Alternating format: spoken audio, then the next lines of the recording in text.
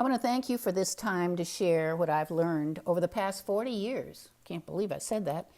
As a crime and violence prevention specialist. Let me say that Safe Kids Now National Network, we are supporting families and youth.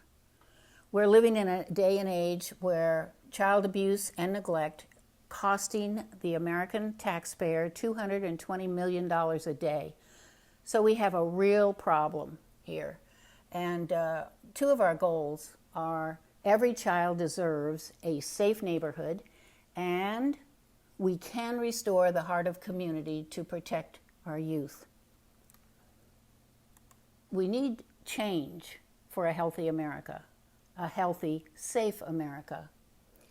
And that would include how social isolation contributes to crime and violence, and it creates an imbalance between citizens and police. We have seen that imbalance in Ferguson and Baltimore. People are angry because they feel powerless. That we can stop. Another issue here is Americans experiencing a spiritual crisis, which has resulted in drug abuse, violent behavior, and 500,000 people are homeless. This crisis of the spirit that I mentioned is not about religion. It's about many young people don't understand we all have our spiritual beings with the inner power if we listen to our instincts, intuition, and self-protective conscience. That is why we have so many religions. Actually, some religions control people, while other religions support people. And drugs and violence in America. These are major public health issues. The annual cost to our taxpayers, take a look at this. $484 billion a year, that's just on drug abuse, and 671 billion injuries and violence. And that's from the Center for Disease Control and Prevention. As a sidebar, I might mention, because I work with lots of young people, and they like visuals or pictures in their head. So if you took $1 million and stacked it into $100 bills, one on top of the other, you would have a stack that is 1 foot high. If you took $1 billion and stacked one on top of the other, your stack of bills, $100 bills, would be as tall as the Empire State Building. That's the difference between $1 million and $1 billion. So we're talking an awful lot of money. And meanwhile, we have myths going on, and we need to change this. What we have here is the myth, it's up to the police to keep us safe. Many people have changed their attitude about that and have gotten involved, and community policing has helped. But basically, there are only this is a national average, only 2.5 police officers for every 1,000 citizens. So they can't possibly keep you safe. So it's up to citizens to take more responsibility for their own neighborhood safety. Another myth, more taxpayers' money can solve poverty, drug abuse, and crime problems. Well, since the war on poverty, that was during the Johnson administration, I guess that was about 50 years, maybe 50 years ago, we have spent more money on poverty than all the wars since the American Revolution. And I can tell you for a fact, being involved in a lot of different communities, a lot of different politicians and so forth, I have seen we have other problems. Money breeds corruption. So a lot of that money is not going to the right places. Myth number 3, we can stop gun violence with more laws. Well, let me just say this. Guns are a symptom of a much, much bigger problems. Fear, social isolation, and anger. That is what guns have done. And fear sells. The media has picked up on it. We know that it sells all kinds of products. But we have 360 million guns in circulation today.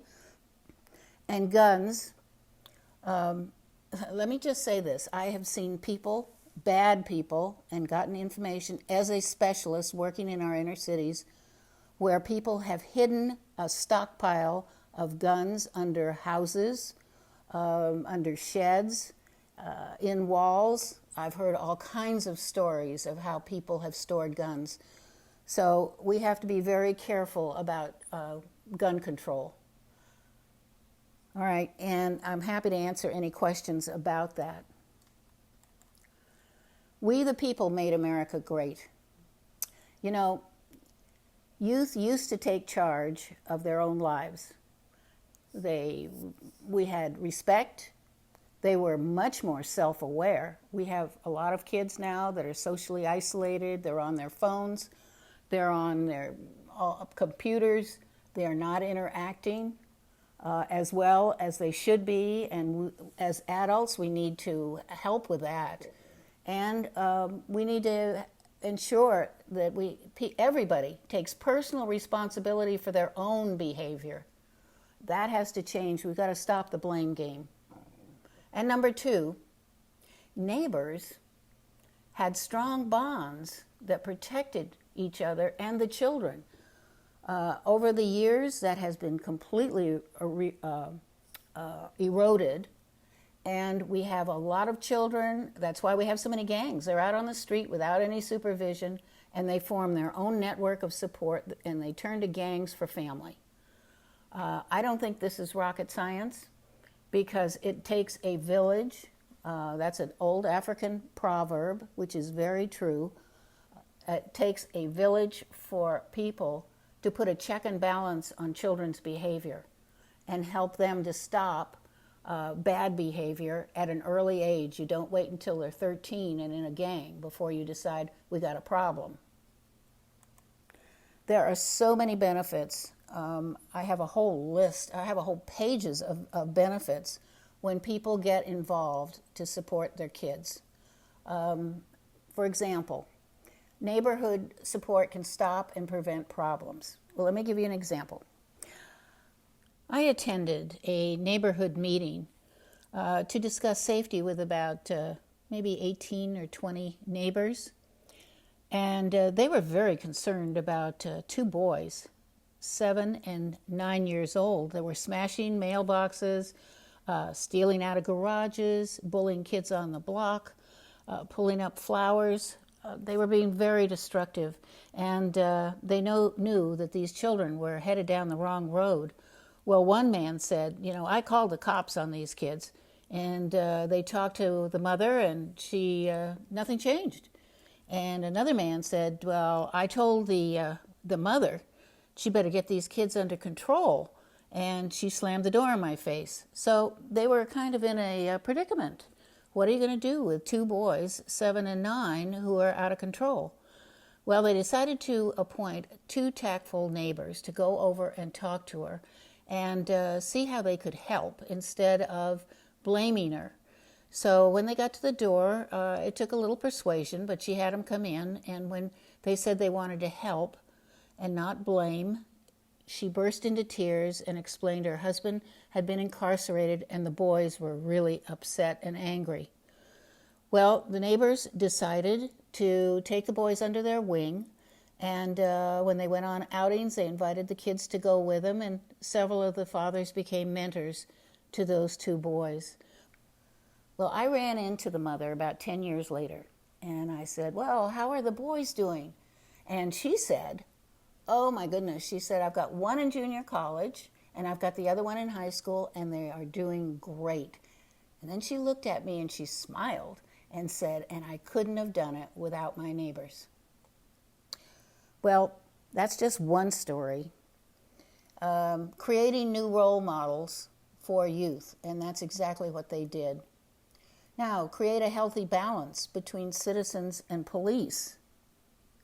Well, I was working for the Oakland Police Department, and we had an irate man. This is just one example. His name was Earl, and he called the police, and he was very upset. He was upset that he had a drug dealer on one corner and prostitutes on the other. And he said, I have a 12-year-old daughter, and she is not safe in this neighborhood. I want the police out here right away and clean this up. I'm sick and tired of it. Well, they sent me. Well, as a crime and violence prevention specialist, I encouraged him and talked to him about how important his neighbors were to help get information so that they themselves could take charge of their own neighborhood safety. I encouraged him to talk to the neighbors about going out on the sidewalk, walking the dog, taking down descriptions, getting license numbers, time of day, any information they could, take pictures, and don't be noticed. Just do it casually without, making any statement to anybody about what they were doing. Well, as a result, they gathered enough information, which I turned over to the police department, and within 2 months, maybe a little longer than that, the neighborhood was cleaned up. The drug dealers were gone, he was gone, and the prostitutes and so were the customers, actually. They were picked up, and the neighborhood was cleaned up. And of course, they were very proud of the efforts they had made to make their own neighborhood safe. Any community, any neighborhood can do the same thing.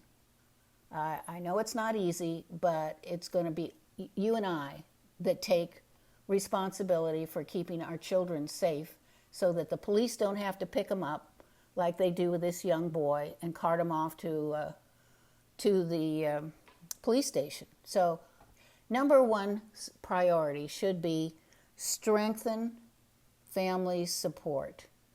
Well, that is such an important issue because in supporting each other, we reduce fear, you reduce the social isolation that comes along with that, and you start building trust back into the neighborhood. Anybody can do it, but it's going to take time and effort. And we can stop destructive juvenile behavior at an early age. As I said, you don't want to wait until your child is in a gang before the police come in and incarcerate him or whatever. So we need to stop destructive behavior at an early age. Now, we also need to create a strong sense of safety within the community. Every child deserves a safe neighborhood, and our citizens need to get involved and help with that. And I'll tell you more about that in a minute. Adults and youth can work together. Well, we have an Adopt-A-Block guidebook, which we have used, and we've gotten youth involved. We have great kids. We have amazing young people if they are given something constructive to do. And if you promote neighborhood safety and you get people involved in projects in the neighborhood, a garden, planting a garden or having a neighborhood get-together. And we have National Neighborhood Week. So there are a lot of things that we need to pay attention to and get involved with. So develop youth leadership by using the Adopt-A-Block program and ask 3 questions. This isn't hard to do. It just takes time and effort. Number 1 question, have you been a victim? What's your biggest concern in the neighborhood? And will you help? The people that say they will help, then the kids write down all their information of what they gathered, and they learn how important teamwork is, how important leadership, it'll pull some leaders in our young people. It'll give them some leadership skills. And they'll see how important it is to respect for others. They'll even see people that might slam the door in their face. But what's interesting about that, it doesn't usually happen with young people. It happens with adults, but not necessarily young people. So, and it's fun for youth as they make a difference. Everybody wants to live in a safe neighborhood and a safe community. But we all have to be involved in that whole process, and city leaders have to help us with that. Strengthen community support. When I mention city leaders, we can hire and train neighborhood safety experts. On our website, safekidsnow.com, we have a whole sheet of information on how to go about that. So we invite you to look at our programs page. We need to educate neighbors, and this is where city leaders of all kinds can do this. I mean, in one community, there were 463 churches.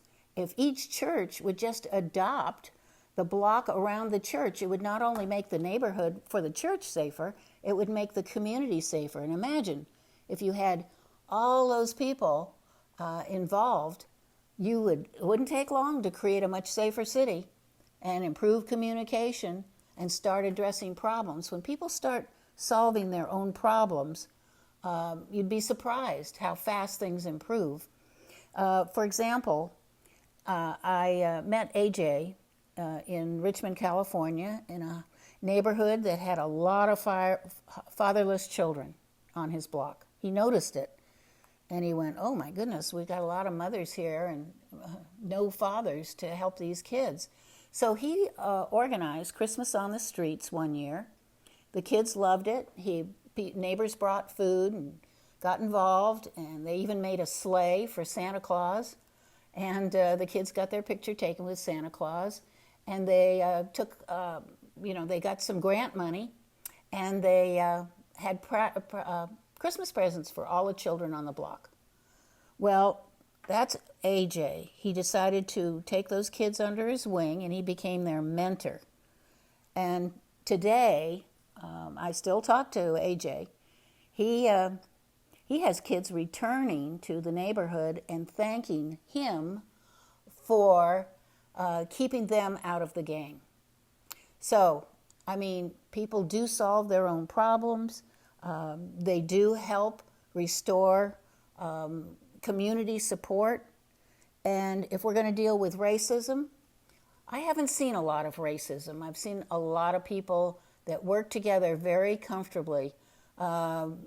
Yes, there is some racism, but it's not a huge problem. And I've been working in neighborhoods for a long time. What we really need to talk about is how do we build stronger communities? Community activists, as a community activist, I, along with many of my community activists that I worked with, wrote a grant. We thought, well, let's do a grant for the whole community, for the whole city of the whole county of Contra Costa County. Well, we wrote the grant with the help of the Office of Criminal Justice Planning, and the only resistance we had was from the Chief of Police Association. They were concerned that if neighbors got involved, they would become vigilantes. Well, the opposite happened. You know, if they're not involved, and they feel if they feel isolated and alone, then they become more of a problem for the community. But if they're included and you strengthen your community support, they want their neighborhood safe. They don't become vigilantes. But that was quite a long time ago, before people knew a lot about how important neighborhood support is for community safety. So one of the things that we offer at safekidsnow.com is resources on how to empower neighbors, which creates team building. We have surveys, meet and greet, do's and don'ts, pick a project, and deal with nuisances. So we cover all of that information to help empower neighbors as individuals and as community organizations. Any organization can decide, and I recommend that it not be within the police department, but separate from the police department, because let me just mention this. Police departments are a militaristic organization, and if they need to have more police resources, the first thing they take out of their agenda at the police department is prevention, because they need the money for some of their projects, and I've seen that happen over and over again.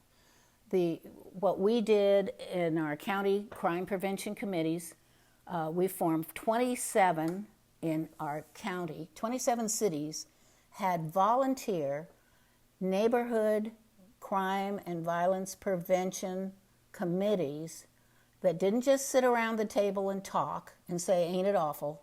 They actually got out and worked in the neighborhood, brought cities leaders together. They also brought neighbors together, and they took charge of their own community safety.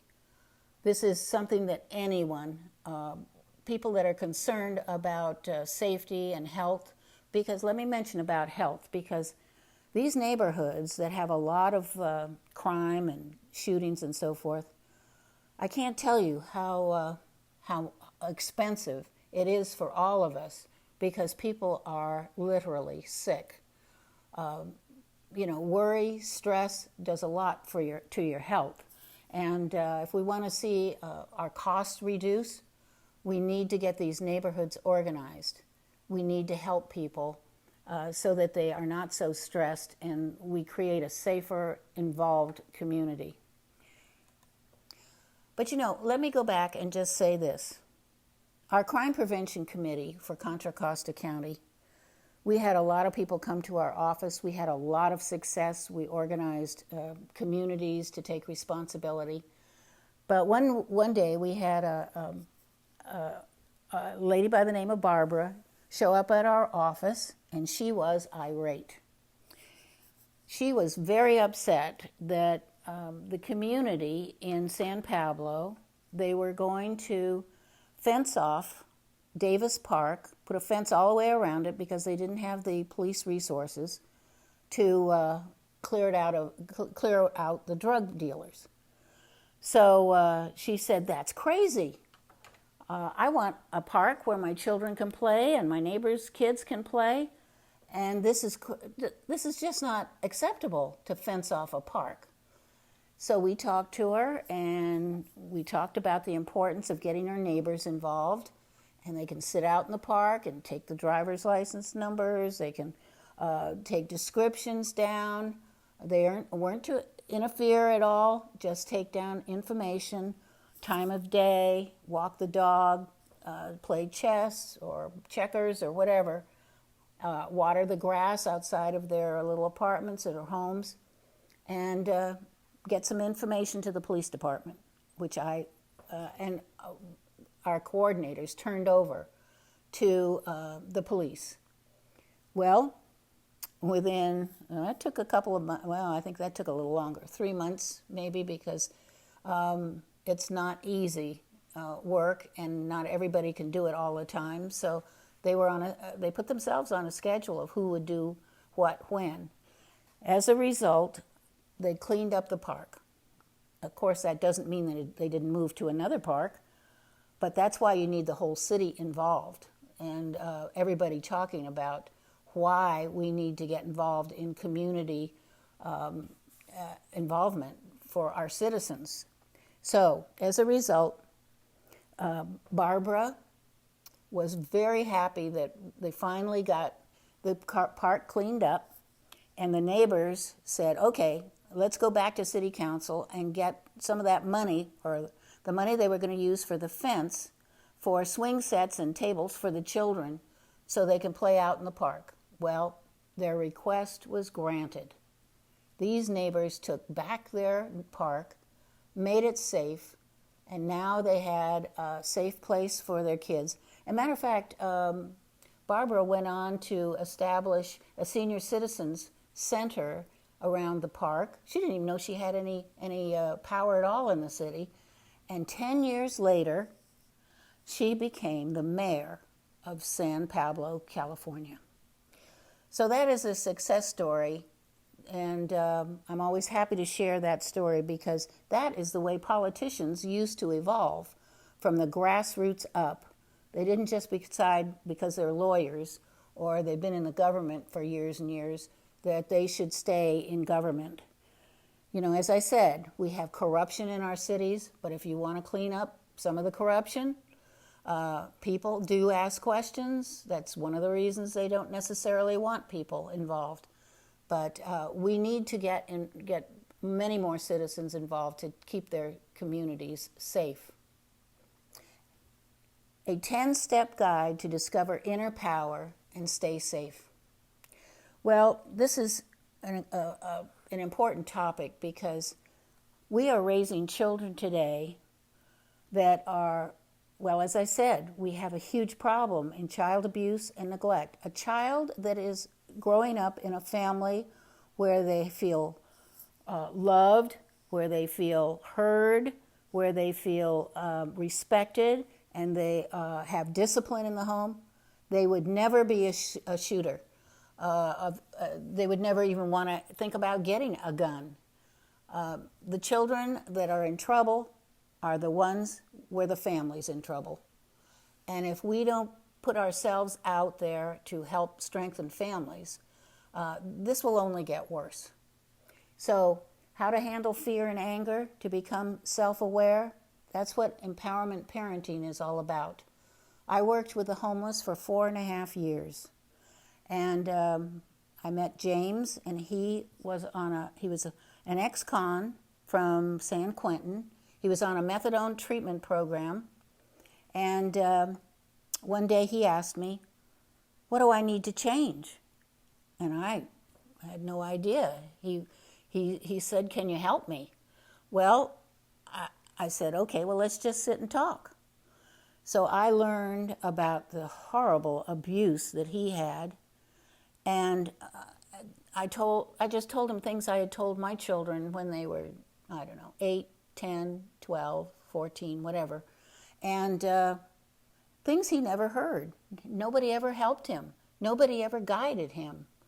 So those are, and I started a support group because he said, I've been trying to tell the boys or the men out here in the park what we've been talking about, but they want to meet because they want to know what they need to change. Well, some of them did, some of them did not, because I worked with Pastor Henry because I said I wasn't meeting with 20 men out here in the park, but if you can get that, I saw a church on the corner, and I said, if you can get that church pastor to let us meet in there, we'll give it a try. Well, as a matter of fact, we talked for 3 months. Pastor Flamin Henry and I agreed that we'd do this for 3 months and see if we could make any progress.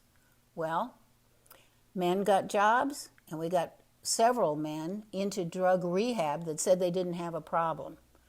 So we need to start supporting our homeless, start listening to them rather than preaching at them or throwing money at them. We need to help them find their own inner power. And that's what empowerment parenting, how to raise resilient children who become happy, self-reliant adults, is all about. For any adult who cares about youth or wants to start support groups, I hope this book is helpful to you, because we need to, all of us, need to pick one thing we need to do. The least we can do is take charge of our own neighborhood safety and get to know all of our neighbors. So, and then what's interesting is most people go on to do other things, get on boards, get on school boards, participate in school. When you don't have a safe neighborhood, you have a lot of people that are disappearing from all of these volunteer things that people used to do. They want their children safe. And I have never been in a neighborhood without finding one or two neighborhood leaders with the potential to go on and do other things in their community. So, citizen involvement creates safer, healthier kids and cities. And I will just end with saying that this is a quote from Margaret Mead, and she's dead on here. She's absolutely correct. Never doubt that a small group of thoughtful, committed citizens can change the world. Indeed, it is the only thing that ever has. So thank you so much for your time, and I hope this is helpful to anyone that has a chance to listen to it. So thank you so much.